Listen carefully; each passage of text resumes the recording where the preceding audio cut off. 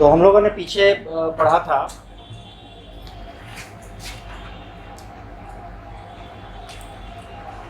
एक हम लोगों ने पढ़ा यूरोपीय कंपनियों का आगमन। यूरोपीय कंपनियों का आगमन हम लोगों ने पढ़ा था, और इसके साथ साथ बंगाल में ब्रिटिश आधिपत्य, दो चीज हम लोगों ने पढ़ा था।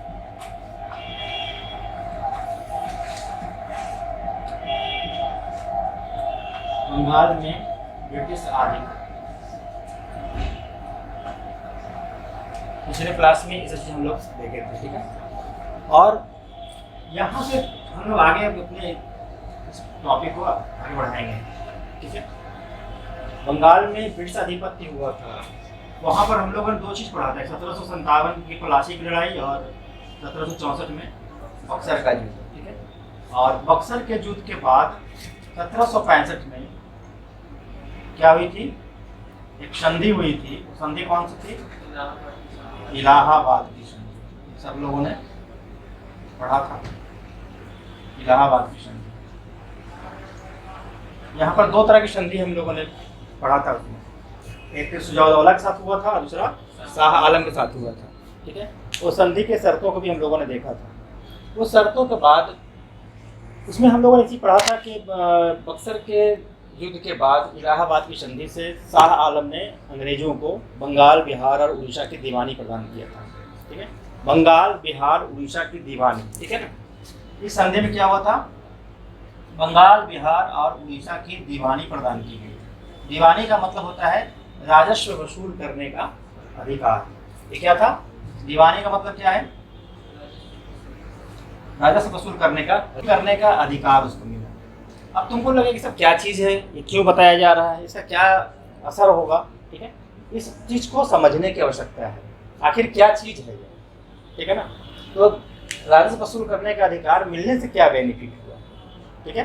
तो इसके आगे हम लोग इसको देखेंगे, अच्छे से इसको समझने की जरूरत है।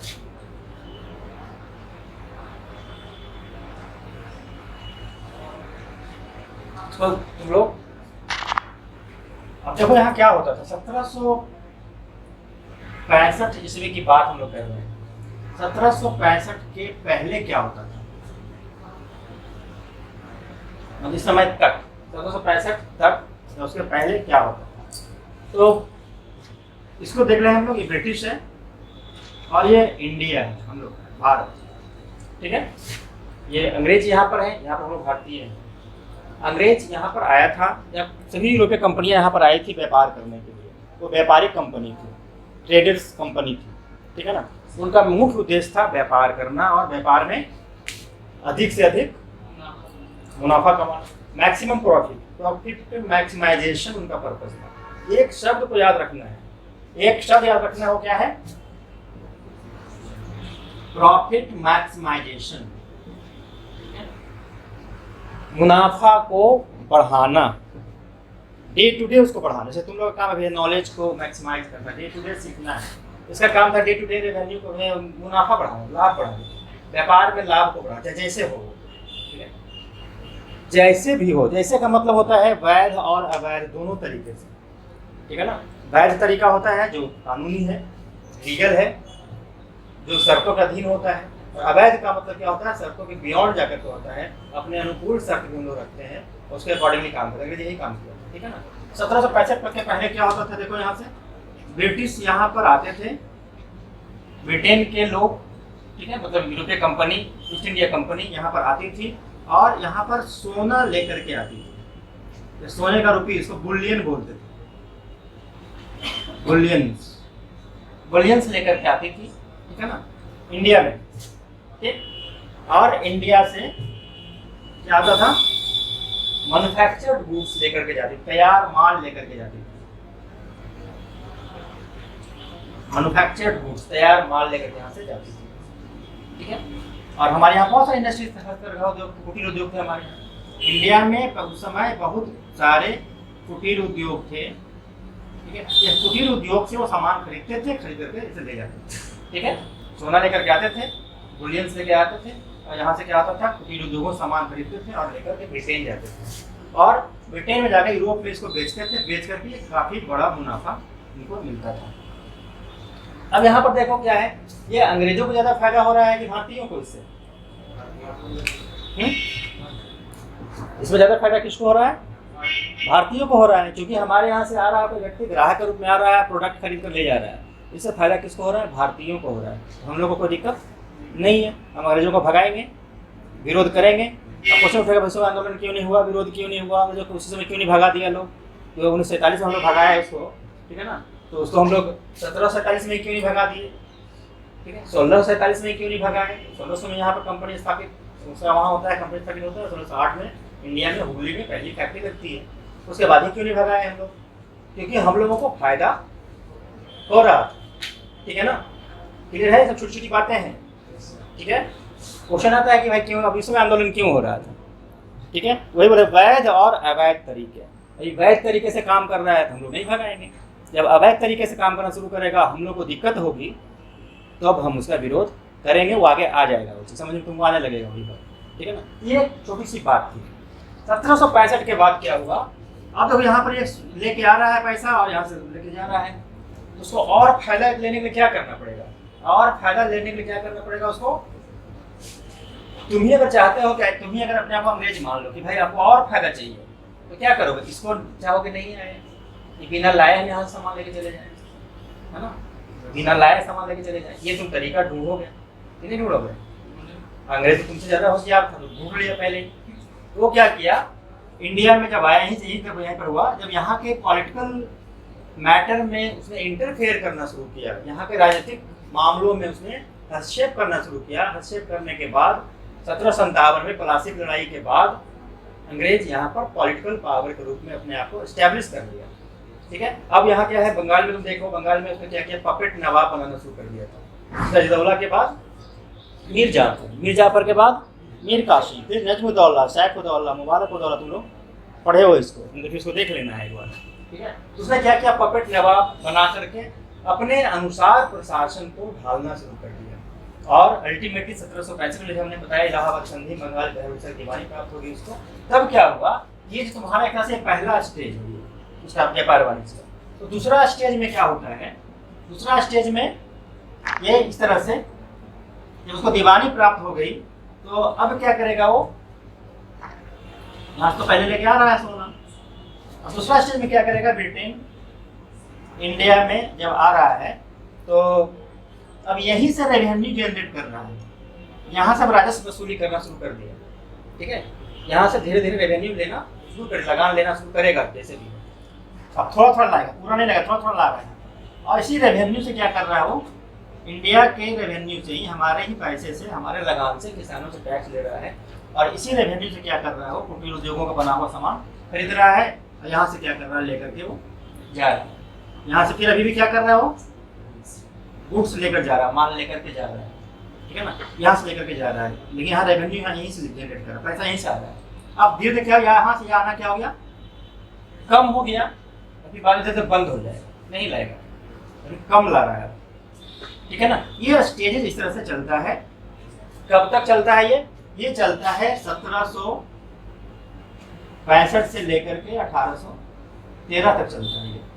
तो ये 1765 तक है, उससे पहले देख रहे हैं, पीरियड को समझना है। इतिहास में क्रोनोलॉजी को बेहतर तरीके से समझने की जरूरत है। कुछ कुछ पॉइंट, जैसे अभी हमने यहाँ क्या बताया था, एक पॉइंट बोल रहा था, एक शब्द बोले थे, क्या बोले थे, प्रॉफिट मैक्सिमाइजेशन। ये सब तुम याद रखोगे, की वर्ड है पूरे ब्रिटिश इकोनॉमिक इम्पैक्ट का, ब्रिटिश इकोनॉमिक हिस्ट्री का एक की वर्ड है वो किसी भी विद्यार्थी को याद रहेगा, वो इसको बढ़िया समझ जाएगा, ठीक है ना। सारे कंसेक्वेंसेस को समझेगा, सारी घटनाओं को समझेगा, कोई टेंशन नहीं होगा।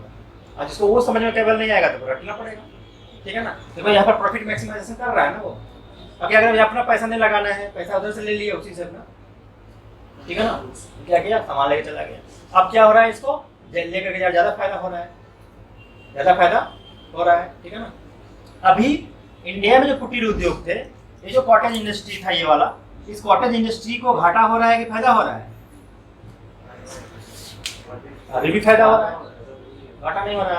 अभी कहाँ घाटा हो रहा है, तुम्हारा तो फायदा हो रहा है। और जब स्टेज आता है, अगला स्टेज और आएगा, इसके बाद का स्टेज, इसके बाद वाला स्टेज है, 1813 के बाद का। इसको हम लोग बोलते हैं कमर्शियल कैपिटलिज्म। ये वाला कमर्शियल कैपिटलिज्म ये शुरू से चल रहा है ऐसे। अब यहाँ से चलेगा ये तुम्हारा इंडस्ट्रियल कैपिटलिज्म, ठीक है ना, ये ध्यान रखना है, ठीक है। इसमें क्या होगा देखो ध्यान से, ब्रिटेन वाले इंडिया में, देखो ध्यान से देखना है, यहाँ से तो अभी भी ये रेवेन्यू वसूल कर ही रहा है, पैसा तो ले ही रहा है, ठीक है ना, और तैयार माल यहाँ से लेकर के ये जा रहा है ऐसे, इंडिया से तैयार माल लेकर जा रहा है। और अब ये चीज़ यहाँ पर चेंजिंग आता है कि जो तैयार माल लेकर आ रहा है, अब यहाँ ठहर देने के बाद जब उद्योग ब्रिटेन में औद्योगिक क्रांति जब आ जाती है, औद्योगिक क्रांति जब आ जाती है तो क्या होता है, इस उद्योगों में यहीं पे प्रोडक्ट तैयार होना शुरू हो जाता है। माल तैयार हो रहा कहाँ,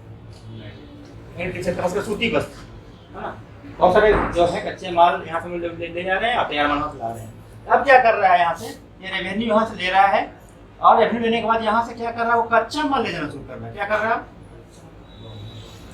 कच्चा माल, रॉ मटेरियल, रॉ मटेरियल, खास करके सूती वस्त्र उद्योग का बहुत बड़ा ये पार्ट था। मैनचेस्टर लंकाशायर में यहाँ इंडस्ट्री लग गया, उसको कच्चा माल चाहिए था, कपास चाहिए था, ठीक है, यहाँ से लेके जा रहा है। उसको कलर करने के नील चाहिए था, नील इंडिगो खेती यहाँ करवाता था, ठीक है ना, उसको ले जाता था, नील आंदोलन बाद में पढ़ोगे, उसको यहाँ से ले जा रहा है। और ब्रिटेन से क्या ला रहा है वो, ये वाला, ये जो यहाँ से मैन्युफैक्चर गुड्स यहाँ ले जाता था, अब वहाँ से लेके आ रहा है मैन्युफैक्चर्ड गुड्स, ठीक है ना, ला कर यहाँ क्या कर रहा है, बेच रहा है। अब यहाँ देखो, अब यहीं के पैसा से वो रॉ मटेरियल खरीद रहा है, फायदा उसको हो रहा है। अपने यहाँ का तैयार माल इंडिया में लाके बेच रहा है, डबल फायदा उसको हो रहा है। अब हमारा जो कॉटेज इंडस्ट्री उसका क्या होगा, ये जो इंडस्ट्री था उसका क्या हो रहा है यहाँ पर, इसको दिक्कत होना शुरू हो जाएगा, क्योंकि अब यहाँ ब्रिटेन में बने हुए प्रोडक्ट से इसको कंपटीशन होगा, उस कंपटीशन में क्या हो जाएगा, पीछे हो जाएगा, ठीक है ना, इसको लॉस होना शुरू हो जाएगा, धीरे धीरे हम लोग की हानि होनी शुरू हो जाएगी। और इसका शोषण अत्याचार यहाँ से बढ़ता रहेगा, तो किसानों को, मजदूरों को, उद्योगों को, जमींदारों को, ठीक है ना, यहाँ के पूंजीपतियों को, फिर बाद में फिर शिक्षित वर्ग, मतलब डिफरेंट क्लास के लोग अंग्रेजों के शोषण के शिकार होते चले जाएंगे। और यही कारण है कि इसके बाद फिर क्या होगा, रिवोल्ट की बातें आएंगी। इसलिए अभी रिवोल्ट ऐसा कहीं नहीं दिख रहा है, ठीक है ना, 1857 नहीं आया है, इसके बाद आएगा। 1857 की क्रांति हुई या कुछ भी, कोई भी क्रांति, कोई विद्रोह बहुत अचानक नहीं होता है, उसमें उसी कुछ पृष्ठभूमि होती है, बैकग्राउंड उसका होता है, उसके कुछ कारण होते हैं, ठीक है ना, बेसिक कारण होते हैं, रीजन्स होते हैं। तो बेसिक रीजन्स को तुमको समझना है बेहतर तरीके से, और उसके लिए कॉन्सेप्ट बेहतर करना होगा, रटना नहीं है, रटने से बहुत कुछ नहीं हो सकता, ठीक है ना, ये बात समझ में आ गया। इस प्रकार से हमें फिर एक बार है फाइनेंशियल कैपिटलिज्म, तो हम लोग आगे पढ़ेंगे पूंजीवाद के चरण में, यही चीज़ को दोबारा हम लोग करेंगे। अभी तुमको समझ में आया कि ऐसे हुआ 1765 के बाद शोषण उसका बढ़ रहा है, ठीक है ना, तो बढ़ रहा है, क्या क्या हो जाएगा फिर, अब वो क्या करेगा, यहाँ से व्यवस्था में परिवर्तन करना शुरू करेगा। ये बातें हमने अभी बताना जरूर समझा, क्योंकि ऐसे तो पढ़ना है ये कैपिटलिज्म वाले पार्ट में, पूंजीवाद वाले चैप्टर में पढ़ना था, फिर भी अभी बताने का पर्पस था कि यहाँ पर क्या करेगा, वो सुधार करेगा, सिस्टम को सुधारेगा, ठीक है ना, बस में रहा है, क्योंकि उसको क्या करना है, अब तैयार माल को ला करके यहाँ पर बेचना है, ठीक है, तैयार माल को ला करके यहाँ बेचना है। यहाँ पर क्या था, रेवेन्यू लेकर के खरीद के जाना था, यहाँ पर क्या करना था, सोना लेके आ रहा है, तैयार माल ये तैयार माल खरीद के ले जा रहा है।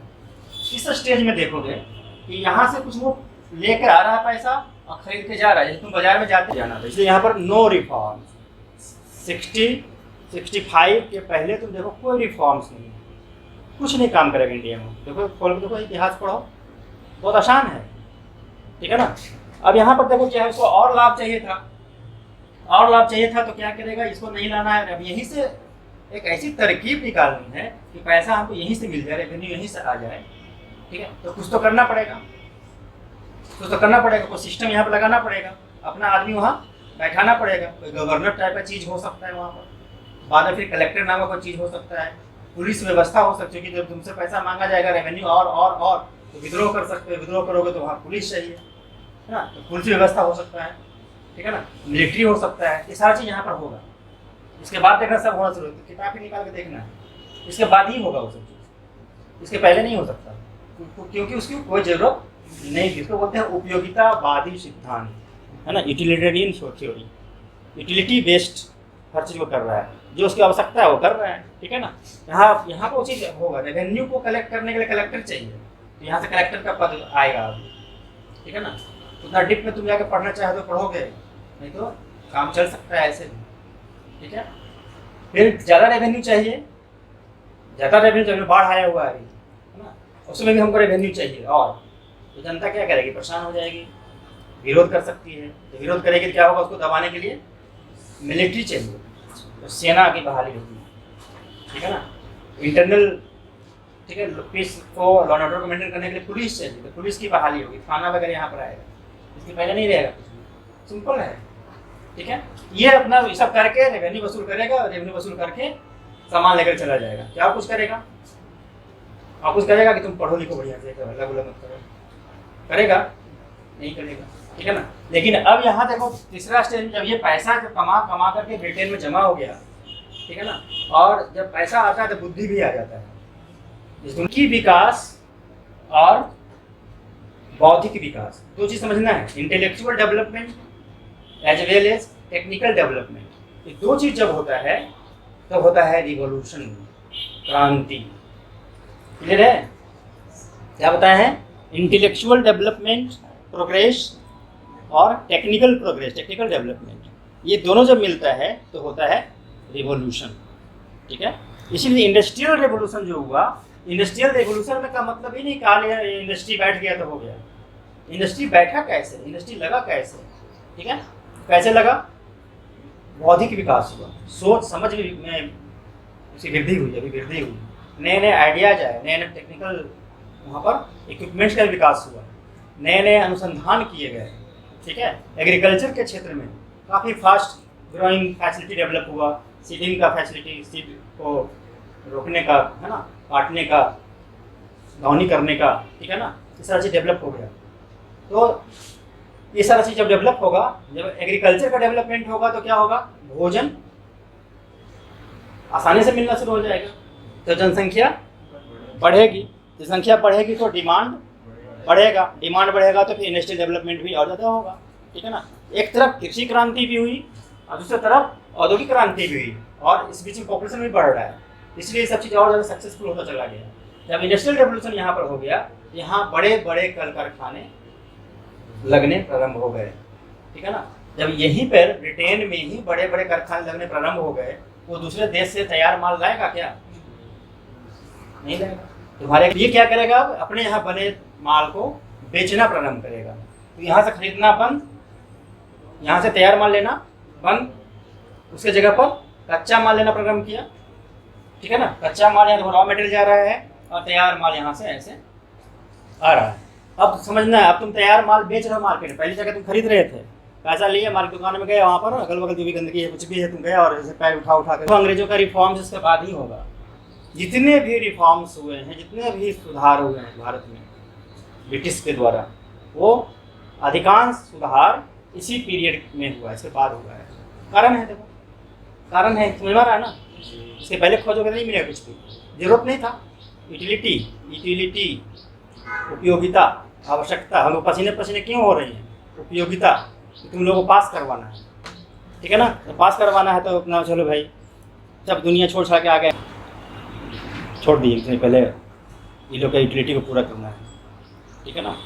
तो यूटिलिटी जब होती है तो वहाँ पर सुधार और विकास के भी स्टेप्स लिए जाते हैं। अंग्रेजों ने इसलिए यहाँ पर सुधार किया। सबसे पहला चीज़ 2013 का चार्टर एक्ट आया। चार्टर एक्ट में उसने क्या किया, एक तो ईस्ट इंडिया कंपनी का जो एकाधिकार था उसको समाप्त कर दिया, ठीक है। चाय और चीन के साथ व्यापार को छोड़कर बाकी सारा समाप्त हो गया, और यहीं पर 1 लाख रुपया भारतीयों के शिक्षा के लिए वहाँ पर प्रोविजन किया था, ठीक है, 1 लाख रुपीज़, ठीक है। क्यों, क्योंकि पढ़ाना था, सबको सुधार करना था। क्यों पढ़ाना था, कि पढ़े लिखे लोग रहेंगे, समझदार लोग रहेंगे, थोड़ा सा एक तो उनका अपना क्लरिकल जो नीड था, कल कारखाना फैक्ट्री में मतलब किरानियों की जरूर आवश्यकता थी, वो लोग पूरा हो जाएगा। अंग्रेजी मीडियम का पढ़ा हुआ रहेगा तो उसकी बात को समझेगा, यहाँ वाले लोग समझ नहीं रहा है।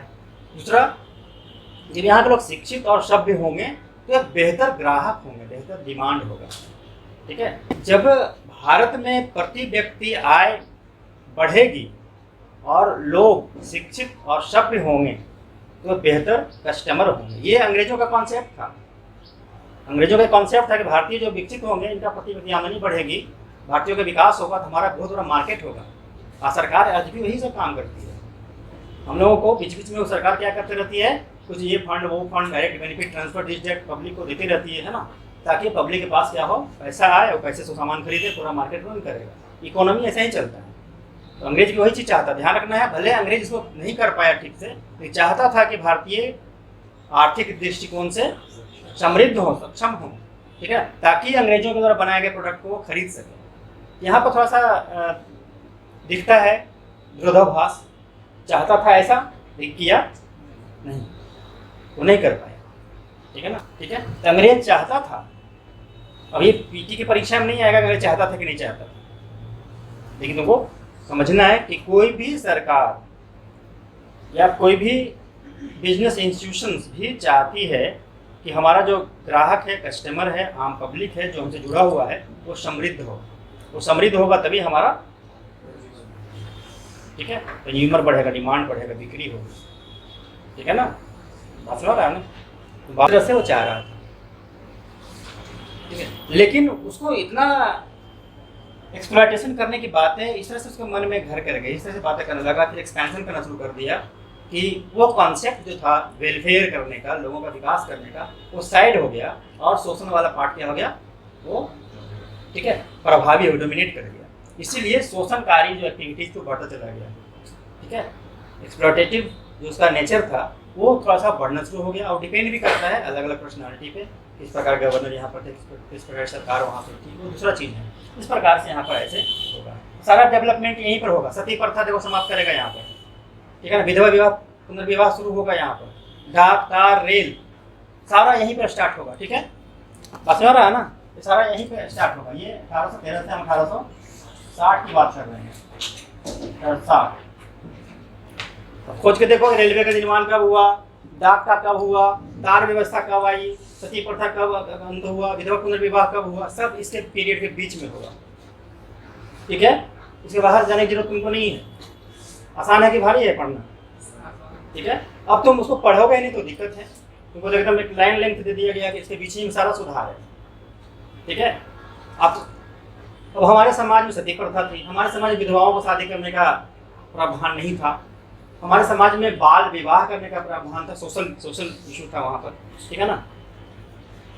और ये लोग आके उसको छेड़छाड़ कर रहे हैं। आर्थिक शोषण तो कर ही रहा था, रेवेन्यू तो बढ़ा के ले रहा है, रेतवाड़ी बंदोबस्त, स्थायी बंदोबस्त, महलवाड़ी बंदोबस्त, तालुकेदारी बंदोबस्त, वहाँ पर हम लोग आएंगे नेक्स्ट क्लास में। तो वो सब तो के द्वारा शोषण कर रहा था। तो ये सब चीज़ को हम लोग थोड़ा सा बर्दाश्त कर रहे थे। चलो भाई खेती हो रही है, काम हो रहा है, रेवेन्यू सरकार ले रही है तो दे देते हैं, कोई बात नहीं, ठीक है ना। अभी भी हम लोग ये सुधार यहाँ तो बर्दाश्त वो कर रहा था, अभी पब्लिक से बर्दाश्त करती है, अभी भी पब्लिक बर्दाश्त करती है, ठीक है। और उस समय भी कर रहा था लोग, लेकिन जैसे ही उसके आत्मसम्मान पर, समाज पर, धर्म पर, ठीक है ना, यहाँ के कल्चर पर जब चोट पहुँचना शुरू हुआ तो भारतीय इसको, है ना, अपने जनजीवन में हस्तक्षेप मानना शुरू कर दिया। इसलिए उन्होंने अंग्रेजों का विरोध करना पड़ा। सती प्रथा का अंत जब किया, हालांकि भारतीय सहयोगी थे, राजा राम मोहन राय ने काफ़ी प्रयास किया था उसके लिए, ठीक है ना। लेकिन बाकी जो आम जो रूढ़िवादी भारतीय थे उन लोगों को लगा कि अंग्रेज इसमें छेड़छाड़ करे तो गलत बात है, ये हम लोग का प्रथा में वो चेंजिंग कर रहा है। कानून बना दिया, कानून बना के उसको दंडात्मक प्रावधान कर दिया, उसमें मर्डर का एक वैलेंट केस हो गया उसका, ठीक है ना। दूसरा, विधवाओं का पुनर्विवाह। तो हमारे समाज में कुछ खास वर्ग हैं, खास ग्रुप्स हैं, खास जातियाँ हैं, उसमें क्या होता है, विधवाओं का पुनर्विवाह अलाउड नहीं है। अच्छा, वो पुनर्विवाह की बात कर दिया, इस वचन विदेशा के उसमें साथ दिए थे हमारे, है ना, महापुरुष हैं, मतलब हमारे यहाँ के लोग भी, उन्होंने बहुत आगे सुधार का प्रयास किया, अंग्रेजों ने कानून बना दिया, ठीक है। लेकिन जब ये सब चीज़ हुआ तो भारतीय नाराज हुए। नाराज होने के बाद यहाँ पर क्या होता है, बड़े पैमाने पर फिर रिवोल्ट होता है, और रिवोल्ट के बाद 1857 क्रांति।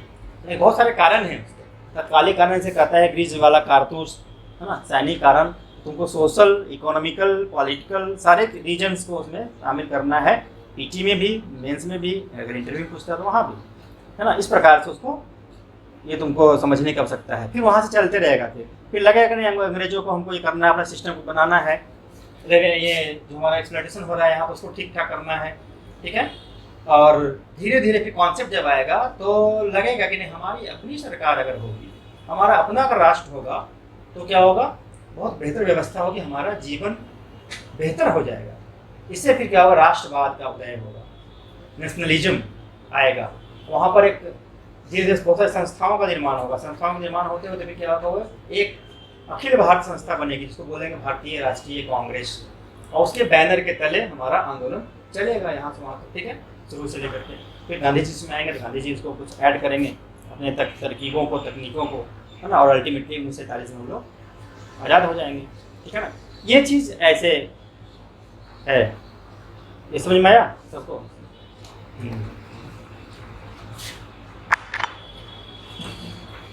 तुमको हमने बताया था ओरिएंटेशन, ठीक है। ये क्लास बहुत इंपॉर्टेंट हो जाता है जब कोई टॉपिक ऐसा जब शुरू होता है ना, जहाँ पर कॉन्सेप्ट है, जहाँ पर कुछ बहुत सारे वेज रास्ते खुलेंगे में भी एकदम ऐसा ही होता है। अगर तुम नहीं समझे हो किसी चीज़ को तो वो चीज़ बहुत भारी लगता है फिर, ठीक है। और यही कारण है कि जो विद्यार्थी रेगुलर रहता है, डेली क्लासेस में रेगुलर रहता है, टाइम से रहता है, तो उसको हर चीज़ समझ में आता है। जैसे अभी हम लोग बात कर रहे हैं, यहाँ पर हमने शुरू किया था इसको 1765, ठीक है। तो 1765 के बाद क्या क्या चीज़ होगा, तो डिफरेंट, ठीक है, सेक्टर में यहाँ पर चेंजिंग दिखेगा, और वो सारे चेंजिंग जो होंगे, जो है हम लोग लिखेंगे, वो तुम्हारा सिलेबस का पार्ट होगा। तो सारा चीज़ से क्वेश्चन आएगा, हो गया। आखिर पढ़ना क्या है हमको, ये पढ़ना क्या है, ये सर रोज बताएं, उससे अच्छा है कि तुमको जानकारी हो जाना चाहिए। एक अच्छा स्टूडेंट को ये होना चाहिए कि पढ़ना क्या है भाई, तो पता है क्वेश्चन कहाँ से आएगा। अदरवाइज क्या होता है, स्टूडेंट को पता ही नहीं रहता है कि हमको पढ़ना क्या है और क्या क्वेश्चन आ सकता है, ये वाला आया था, इस बार क्या आएगा, इस बार क्या आएगा, इस बार क्या आएगा, है ना। सर को कैसे पता रहता है कि हाँ चलो क्वेश्चन ये सेट करते हैं, ये क्वेश्चन ऐसे करते हैं, ऐसे ऐसे पढ़ो, ऐसे पढ़ो, ऐसे पढ़ो, वो कहाँ से कर लेते हैं। किताब तो वही है, घटनाएं तो वही घटित हुई है, वही अंग्रेज है, जो अंग्रेज के बारे में तुम जानते हो, तो दूसरा अंग्रेज है हमारे, हम पढ़ते हैं, वही है। तो थोड़ा सा बढ़िया से इसको करने की जरूरत है। यहाँ पर कॉपी में लिखो 1765 में डिफरेंट पार्ट में तुमको 1765 में अब यहाँ से स्टार्ट होगा, ठीक है। धीरे धीरे अंग्रेज अपनी पॉलिसी को चेंज करेंगे और यहाँ से पॉलिटिकल इंटरफेरेंस स्टार्ट हो जाएगा।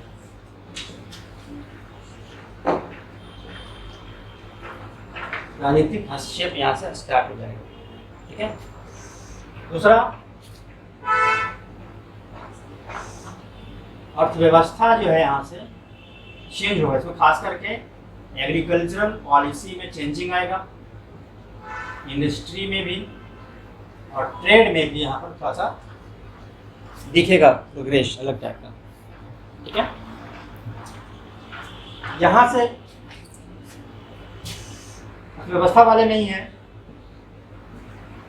राजस्व के संबंध में बात हो, क्योंकि बंगाल बिहार उड़ीसा की दीवानी मिल जाती है, ये राजस्व संबंधी कॉन्सेप्ट यहाँ पर आएगा।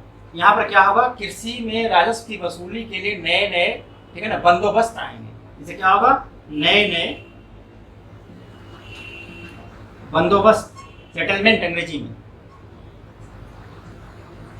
नए नए सेटलमेंट आएंगे। जैसे हम लोग पढ़ेंगे यहाँ पर 5 साल बंदोबस्त, 5 साल का बंदोबस्त, फिर उसको 1 साल का, 1 वर्षीय बंदोबस्त, 1 ईयर सेटलमेंट, पहले 5 ईयर सेटलमेंट, फिर 1 ईयर सेटलमेंट, फिर 10 ईयर सेटलमेंट, उसके बाद परमानेंट सेटलमेंट, फिर रेतवाड़ी सेटलमेंट, महलवाड़ी सेटलमेंट और तालुकेदारी सेटलमेंट, ऐसे आएगा। तो एक बंदोबस्त हो जाएगा 5 ईयर, फिर 1 ईयर, फिर 10 ईयर, फिर परमानेंट सेटलमेंट, ठीक है ना, फिर रैयतवाड़ी सेटलमेंट, महलवाड़ी सेटलमेंट, एक है तालुकेदारी। इतना चीज़ पढ़ना है, दैट इज द सिलेबस, है ना। और इसमें एक एक चीज़ हम लोग पढ़ेंगे तो तुमको क्लियर कट समझ में आएगा कि क्या है, ठीक है। बात में आया।